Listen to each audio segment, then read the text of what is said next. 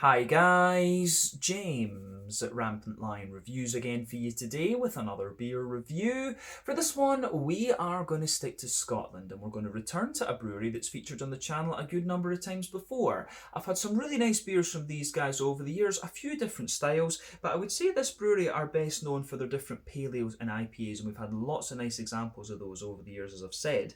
But the beer we're going to have a look at today is a slightly unusual sub-style that you don't come across all that often these days, but it's one that I've had in the past and I know that I quite enjoy, so I have to say I'm quite curious to see how this one turns out. So hopefully it's another good beer, hopefully it makes for an interesting review, and I hope that you guys enjoy my take on this one as well. So yeah, for this review then, we are going to head through to Edinburgh. We're going to go to Loanhead to the south of the city to be specific, and that means that we're going to have a look at another beer from Stewart Brewing.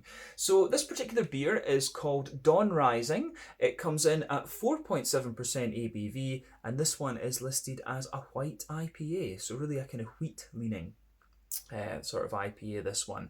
But this beer was released as part of the Aldi Beer Festival here in Scotland just about a week ago now, actually, and there was also a black IPA released as well, and I think the name of that was Night Falling, but you will see me review that one in a couple of videos time, which will be my first black IPA from Stewart Brewing as well. But yeah, like I said, curious to see what this one has in store for us. Always nice to review some new beers from Stewart Brewing when I'm home, and let's just see how we get on with this one then. So let's crack on. So, as always with my reviews, I'll tell you a little bit about the brewery before we taste the beer. If you want to get straight to the tasting, just fast forward. All the usual links are in the video description below. That's the brewery website, the link to my other reviews that I've done from Stewart Brewing before, and you will no doubt see more added to that list in the near future. But there's all the usual social media down there. If you want to see more reviews, do please consider subscribing to the channel. The whole channel, of course, has a geography-based tagging system, so you can go into the homepage and search for beer based on country, city, state, county, province, prefecture, whatever it is you happen to be interested in. Do check out the playlists of beers from different countries. There is one there for all the Scottish beers that I've reviewed for you. That's being added to very regularly at the moment because I'm spending a good bit of time at home in the motherland of Scotland these days.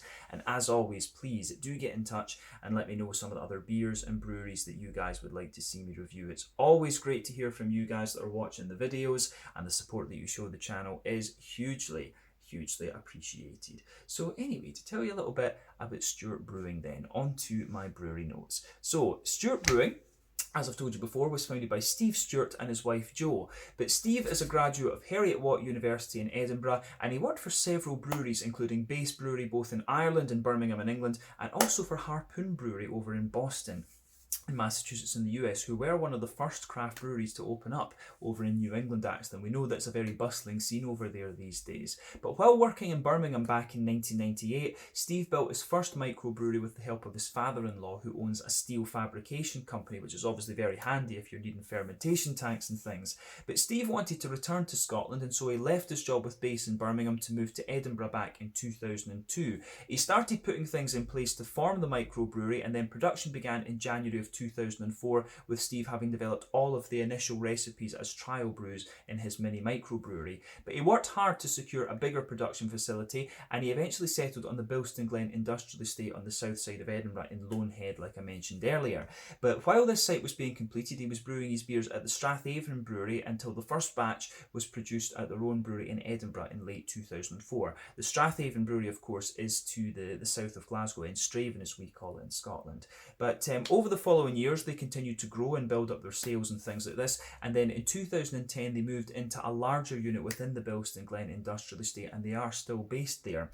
But since foundation, these guys have proved to be pretty successful. They've done a large number of special and seasonal beers, in addition to a core range that they seem to have been developing. Probably their two core range beers would be the Edinburgh Gold and the Holyrood Pale Ale, so I do need to make sure that I review those for you at some point, because I've never actually even tried those, come to think of it. But further expansion of the brewery is planned for the future, and they're now offering tours of the brewery as well, and have a tap room on site, which I do need to go and visit. But they also had another bar called Dockside Tap on Bernard Street in Leith, but unfortunately this was closed during the COVID-19 pandemic. I think it was in about April of 2020 that they shut that down, if memory serves me correctly, maybe a little bit later than that. But as of November 2021, when I'm filming this review for you, these guys have produced around 70 different kinds of beer, and like I said, they are known mainly for their different types of IPA and pale ale and stuff like that. Probably my favourite beers from this brewery would be the First World Problems, which is a lovely Belgian style IPA.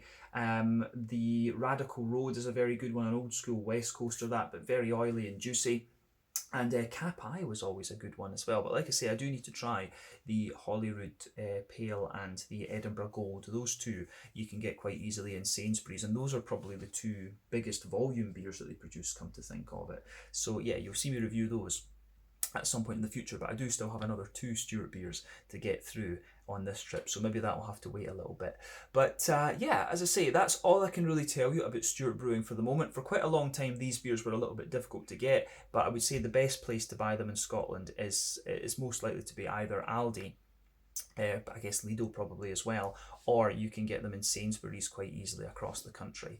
But yeah, as I say, that's all I can really tell you about Stewart Brewing for the moment. If you want to learn more about these guys, you can check out the brewery website, you can follow them on Facebook and Instagram to keep up to date with all the latest goings on, and you can check out the Rate Beer, Untappd and Beer Advocate pages to learn a little bit more about all the different beers that these guys have done.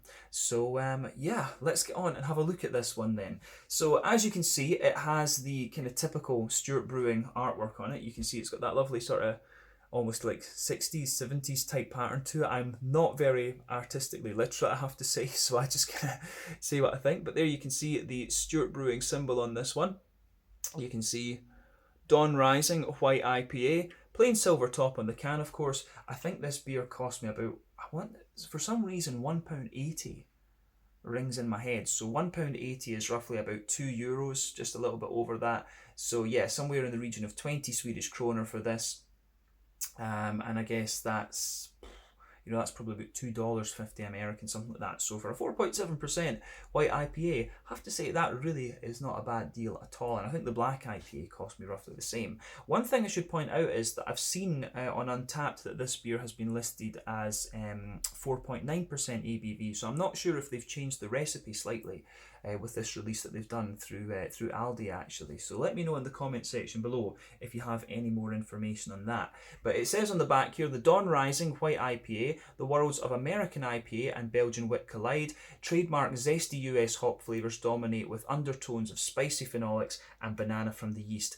Added coriander seeds and orange zest make for a super refreshing and easy drinking beer. So yeah, this should be quite interesting. I've never really realised that the white IPA was supposed to be a cross between the Belgian wit. I always thought it was just a really, wheaty forward IPA, and that was why you don't really find them anymore because of the New Englands, because a lot of them have a good chunk of wheat and oat in them. But as we said, 440ml can, white IPA, 4.75% or 4.7% ABV. Unfortunately, I couldn't find the hops, the hop listed for this one, and I think that might just be because it is an Aldi release, because normally if you go onto the Stewart Brewing website you would find these available in the shop to buy direct from the brewery, but I think with these Aldi releases they are kind of exclusives if you like. But yeah, let's get this guy out and we'll get on with the tasting then. I'm curious to see what this has in store for us, and like I said, it's not often that you come across a white IPA these days, so let's do this.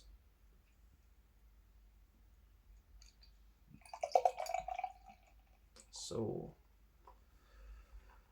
there we are.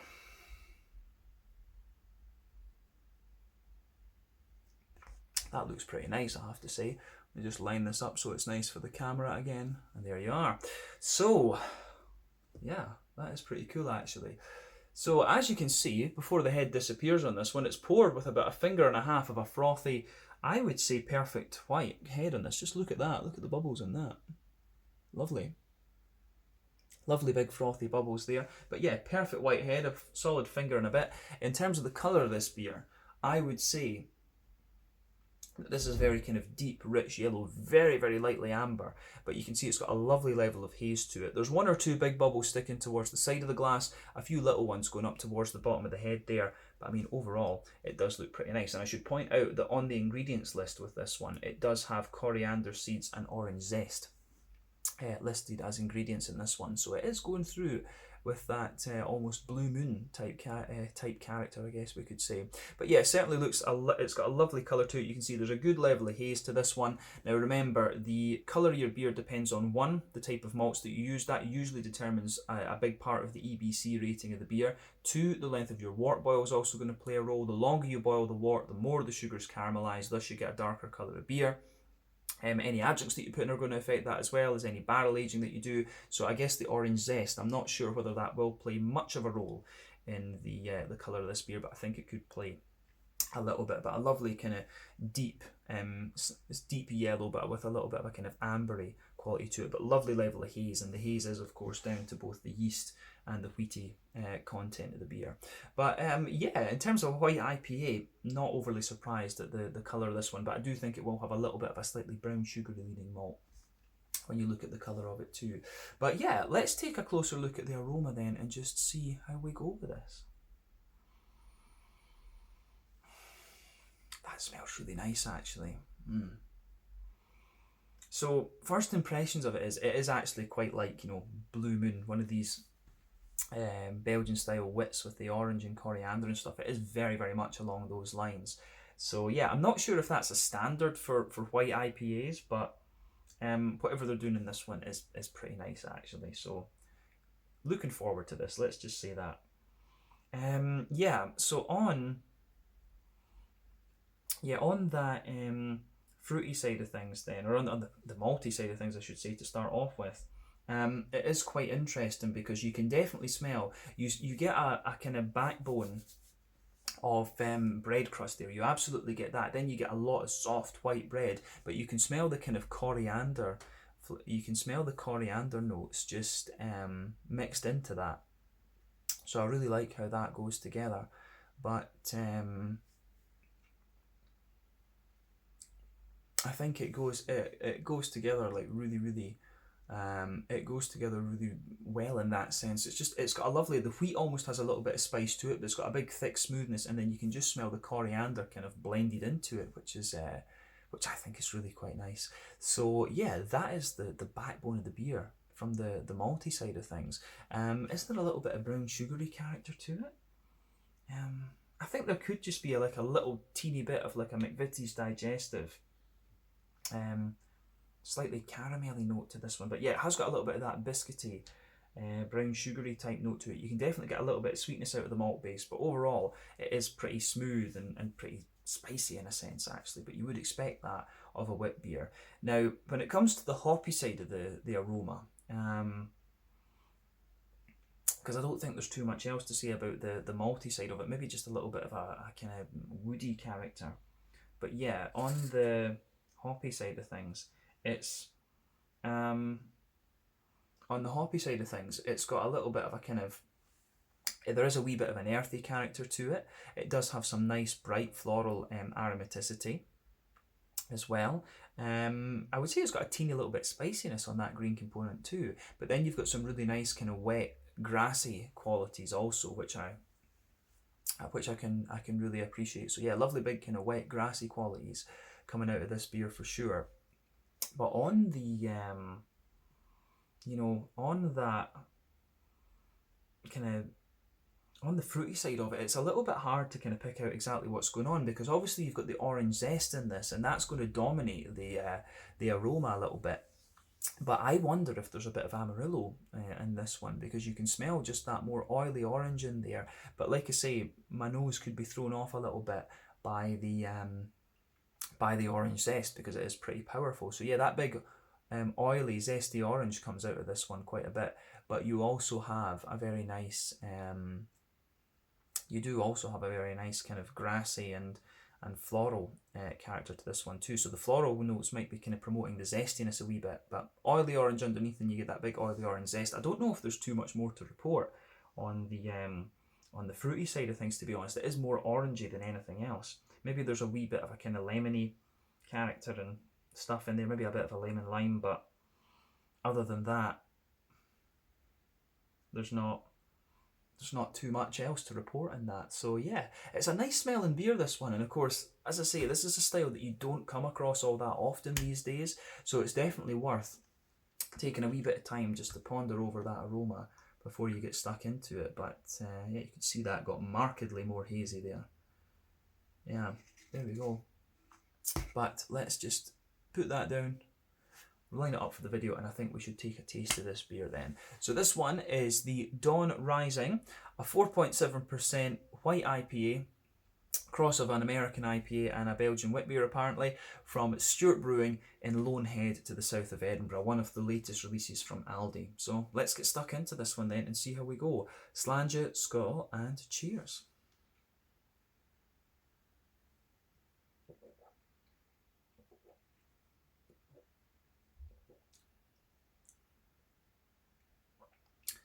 That's pretty solid, actually.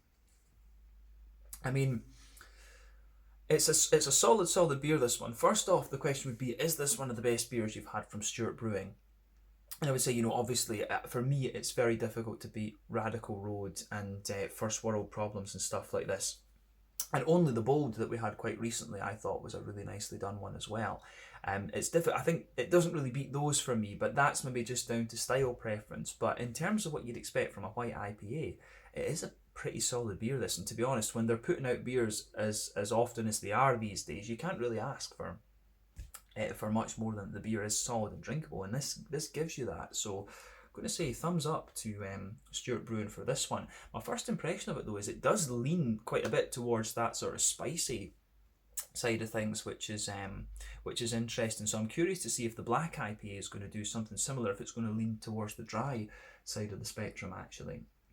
But yeah, this one, it's quite a spicy leaning white IPA for sure.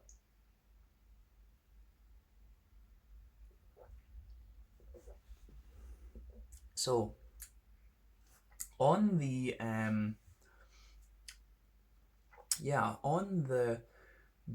fruity, on the, as I would say, on the malty side of things, then we'll start with that. The backbone of this beer has a really nice kind of bready, bread crusty kind of thing. So I do like how that goes together in this beer. So you can feel that, and on top of the kind of bready, on top of that kind of bready backbone, you do also have a little bit of you can feel that the bread crust. I think the bread crust really is the backbone of the beer, but then on top of that you get quite a dense, but also in some ways quite smooth, quite readily. So bread crust, the big smooth wheaty component to this one, but it's not the thickest of beers in that sense. But you can feel that on top of that kind of smooth wheaty layer, there is quite a bit of that coriander spice. It's actually quite spicy in the middle of the palate. So pardon me, let's focus on that middle third of the palate for just now. So middle third of your palate, as we say, bread crusty base, big smooth wheaty character, then the coriander sort of spicy seeds just sitting on top of it.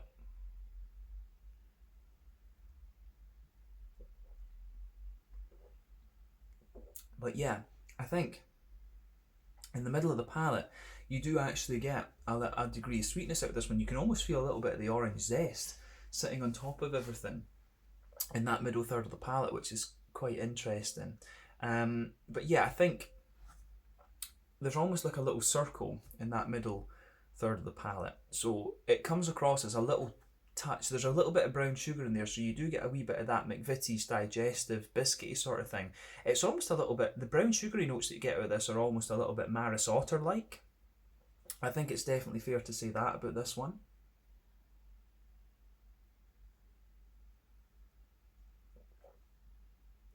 Yeah, definitely got a wee bit of that sort of Maris Otter like character to it. But yeah, I think it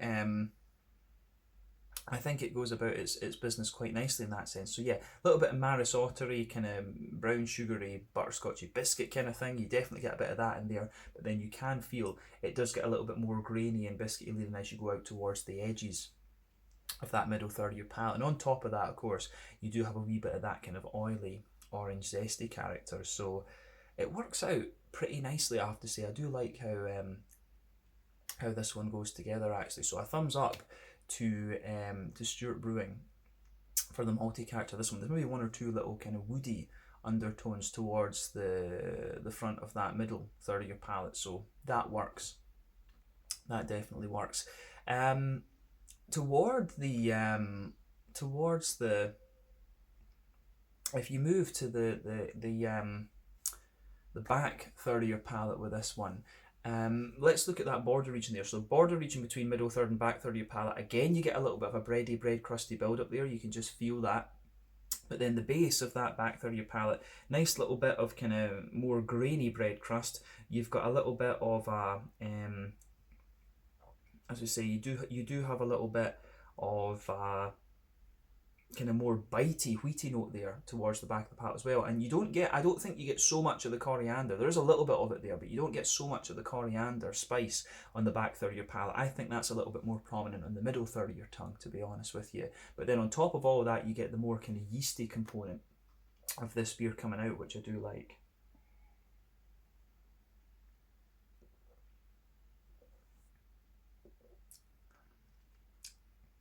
So yeah, the way that goes together, I think, is pretty nice for sure. So yeah, a little bit of a you can feel that the yeasty character in this one is a little bit sort of doughy and kind of spicy to an extent. So I do like what I do like how that goes together, and I think you do. It's got a little bit of that woody, farmhousey, kind of almost peppery type thing to it. So you do get quite a little bit of an almost peppery spice out of this beer the further you go into the aftertaste.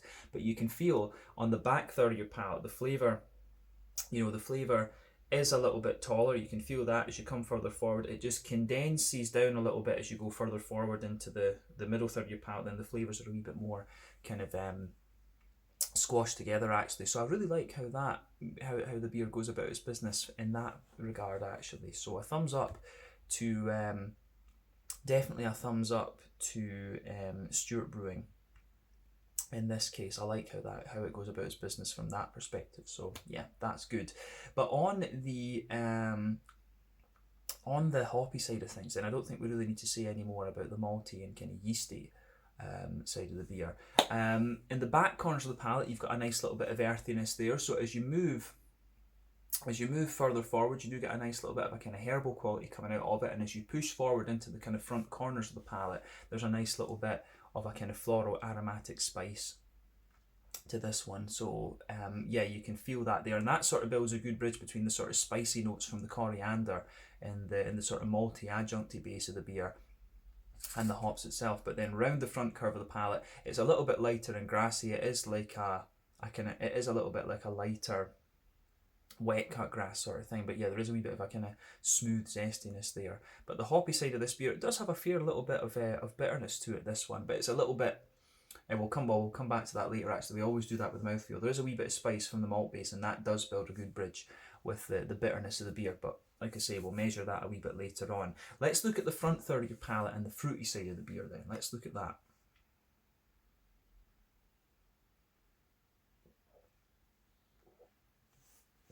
So, as I always say, the front third of your palate's where you get that nice oily bubble where the juicy fruity esters roll their way out of the beer. But the base of this, the border region between front third and middle third of your palate, again you get a little bit of a bready build up there. The base of that front third of your palate is a little bit more kind of smooth and white bready. But yeah, you still get a little bit of that kind of coriander spice sitting underneath it, but you can feel that nice oily bubble. You can feel that nice kind of oily bubble just rolling its way out on the front third of your palate. So that is pretty nice. But yeah, I think there might be a bit of Amarillo in this, or something very similar. It could be a little bit of Mandarin of Bavaria, a bit of Mosaic, something like that. It's one of these more orangey leaning hops, absolutely.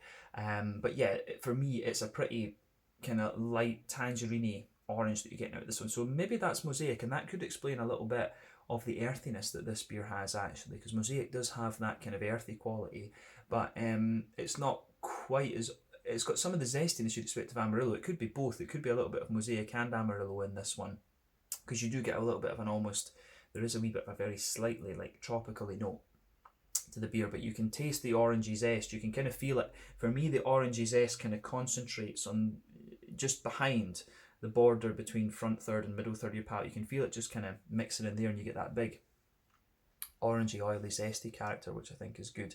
But yeah, nice lighter tangerine notes in there. Just a wee touch of a tropical character as well.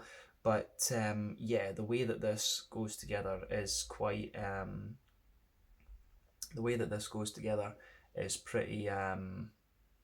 it is pretty nice in that sense. So it's a big orangey character you're getting out of this. When there's orange zest in the beer, that shouldn't really come as a surprise, to be honest with you. But I like that. I do like these orangey leaning beers, but like I said, it is quite a spicy thing. It really does have quite a bit of that spicy wit beer character to it, but it's certainly got some of the hoppiness and fruitiness you'd expect of a kind of American IPA. So yeah, I think that rounds off the flavour of this one pretty well, to be honest with you. The only other thing I would say is you maybe get just a little touch of lime behind the very front tip of the palate where the fruits start to mix with the grassy esters. But like I said, pretty solid beer, this one. Another good effort from Stewart Brewing, actually. So yeah, let's round off the review with the mouthfeel then. So when it comes to mouthfeel, I would say this beer, it is pretty, it's towards, it's kind of, it's mid-bodied to bottom end of mid-bodied. It's somewhere around there. So the carbonation is very, very smooth. It's got a little bit of oiliness to it and a wee bit of a kind of smoothness as well, like I said.